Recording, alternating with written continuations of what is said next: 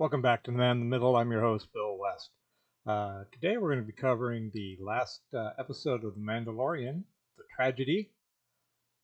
If you haven't seen it, go away and come back. I'm telling you now, this is spoiler filled. I'm not going to beat around the bush here. So we start off in The Mandalorian making his way to Typhon to put Grogu onto the stone of seeing, or whatever the thing is at the Jedi Temple. They get there, and well, he does it. He stands around for a little bit, and he's like, "Come on, baby, hurry up, do what you're supposed to be doing." And the baby's sitting there, and he's like, "I don't know what I'm supposed to be doing here." He's looking around, and another ship comes in, and it's appears to be Slave One, unless Boba Fett has another ship that looks exactly like Slave One. It's Slave One comes in for a landing, and the Mandalorian's like, "Oh, I gotta go. I'll be right back. You stay here and do what you're going to do." And while he's gone, Baby Yoda uh, accesses the Force and seems to be in some kind of trance. While he's doing that, Mando goes down to meet the people who came out of Slave One. One is the old bald gentleman we saw in episode 1 of this season, and he says, "I want my armor back." And or the Mandalorian's like, "Well, I don't think so. This armor belongs to a Mandalorian." And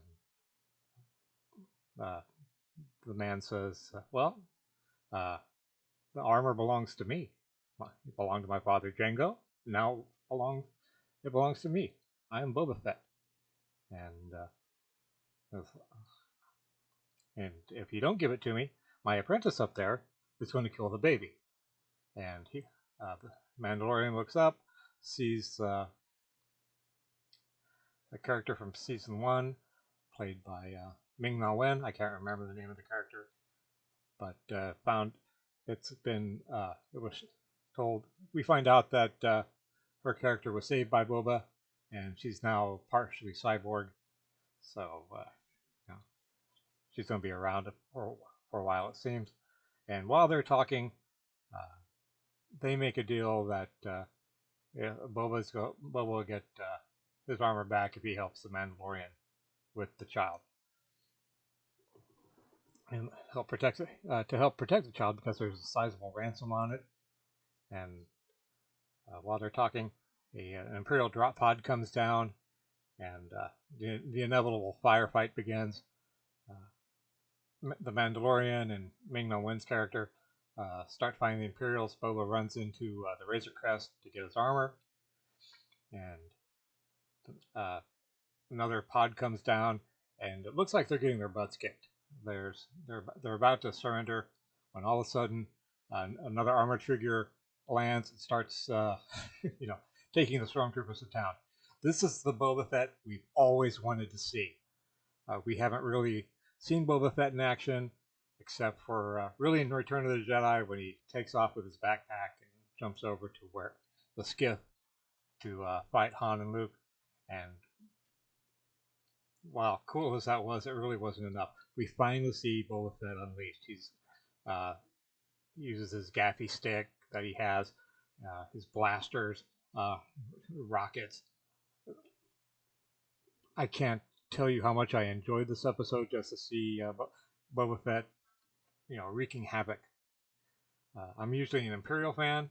I did like, the Imperial cruiser, seeing stormtroopers again, even though this time they lived up to the stupid stormtrooper meme, rather than throughout the last 2 seasons. They've been pretty good, pretty accurate. This time, not so much. So the stormtroopers take off because they're literally getting their butts kicked, and up in the cruiser. Moff Gideon's there, and we find before before we find Moff Gideon's there, a laser bolt comes out of the sky, hits the Razor Crest, blows it to pieces. Nothing is left, and well, a couple things are left, but not much.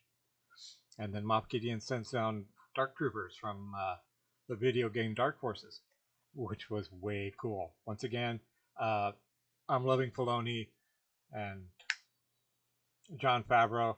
This is a Star Wars we really want to see. Uh, you know, the Clone Wars were great. Love the original trilogy. Nothing can take that away from us. But this is a Star Wars since Disney bought it that we have wanted to see. Uh, I'm sorry, I'm shaking the camera. I'm hitting the table. And I mean, uh, the Dark Troopers come down. They steal Baby Yoda. He's finally out of his trance, out of his force field, and they take him up to the cruiser. The cruiser jumps to hyperspace. Boa picks up the Mandalorian and Ming Na Wen. Supposedly, they don't really show the travel, which it's only 24 minutes episode. I wish it had been I wish it had been a much longer episode like last week's. I could have we could have cut the Ahsoka storyline to see more of this. I would have been happy. But they go to I can't remember the name of the planet, but they go to find Cara Dune, and he says, "I need your help. They've got the baby," and she's pretty much says, "I'm in." This was probably once again, it's going from strength to strength to strength. I wasn't impressed with the first couple episodes of the season, but it's really gotten so much better. We have 2 episodes left. Looks like we're going to see. I'm going to have to learn Ming Na Wen's character's name. Ming Na Wen, Boba Fett, the Mandalorian, Cara Dune, probably Krieg. I can't remember his name, but you know what I'm talking about. They're gonna probably put them all together, and they're gonna go grab Baby, or find not Baby Yoda, Grogu. God, forgive me. I've been calling him Baby Yoda for a season and a half. It doesn't get much better than this. It really doesn't, and I can't wait for the next 2 episodes to see how the season ends. If you have, let me know how you felt about it down in the response. If you like what you've seen today, please like, share, and subscribe, and I'll see you soon. Coming up next will be my Star Trek Discovery episode, or episode review, and I look forward to seeing you there. Take care.